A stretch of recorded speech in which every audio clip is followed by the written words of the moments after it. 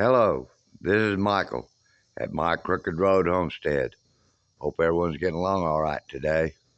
Well, this is going to be part two on my new rabbit tractor design that I'm coming up with.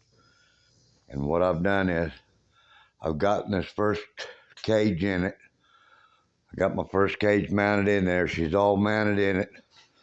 If you can see, I got it all nailed in and everything. I used my nailer and nailed it down to this board, and it's all in there. So it's there.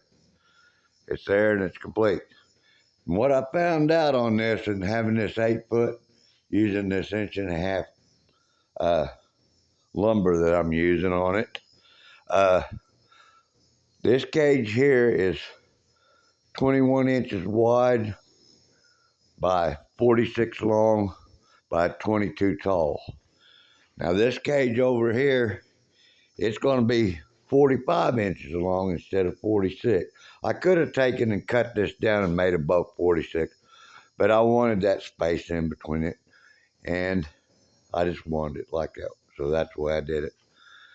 So I still have to mount feeders in there and all that, and I got to get all that before I there's other pieces, they're already cut for this side over here. I've got all my pieces cut.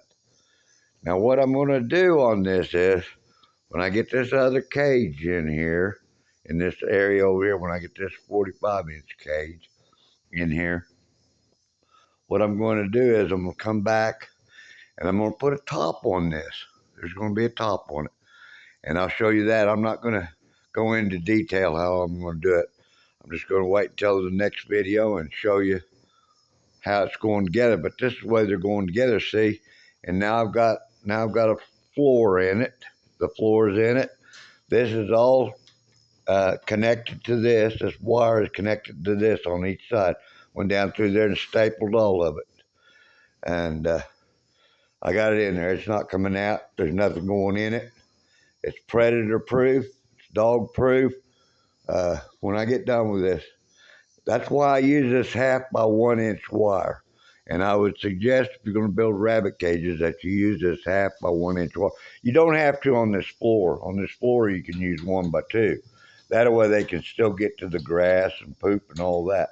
But on these sides, you want this 1/2 by 1 inch. And I've still got my up here, I've got my 2 inch going all the way around it. Just like that's my design on my cages, on my rabbit cages. I do that on my rabbit cages. I do it on those quail cages over there the same way. I put that 2 inch on everything that I build. And I build these where they're top loaders. Now this is going to be on the ground, so it's going to be down here like this. And I'm going to have to bend over to get into this, and I know that already, which for a 76-year-old man, that sometimes can be more a task than you think. Now for a young person, it wouldn't be anything. For a kid, well, that kid could jump in that sucker with them. But anyway, this is part two, and I wanted to show this with this first cage in it. Now, as I said, I'm going to have 2 pins here. I'm going to have this cage over here and this cage over here. And see how much longer they are? They're a lot longer than those up there. Those are only 32 inches. So this rabbit's already gaining a lot more room to roam around. Now on this in here, I'm going to show you when I get this done. But this in here is going to be where my nest boxes are going to go. It's in here, and the same way over here. They're going to be in here. And the reason why I'm wanting them in there is I don't want them out on the end.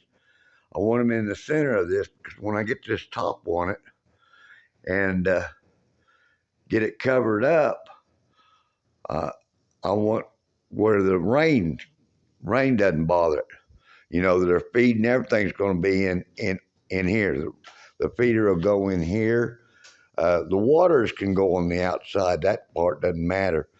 But the feeders, I want those in the center here. Right there in here is where I want them, right in there. And that way, when it rains, the rain won't get in my feed and run the feed. And I've experienced that before, so that's why I'm building these like I'm building them. So anyway, well, that's why I'm out on them. And I've got my J-clips on them J-clipped all my corners, my tops, and all that, just like I did those cages up there. So uh, I'm really liking the way it's coming out. You know, I gave a lot of thought to this before I built this, and it's coming out good. And especially with this having this height, that's 22 inches.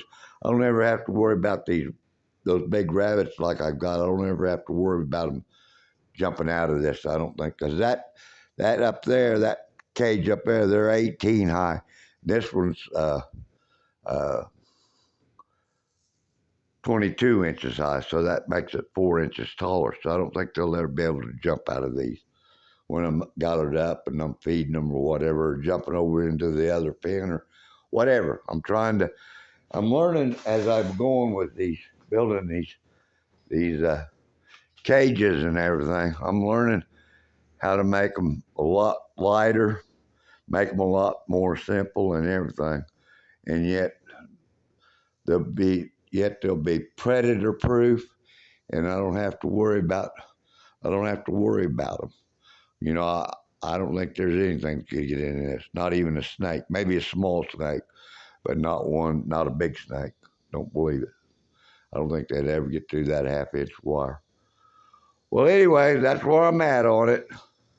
Just wanted to share this. This is going to be part 2.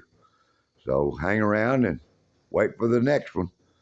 But as I always say, please subscribe, hit the notification bell, share it with others. Have a blessed day and have a happy day. And I will see you on the next one. Okay, bye.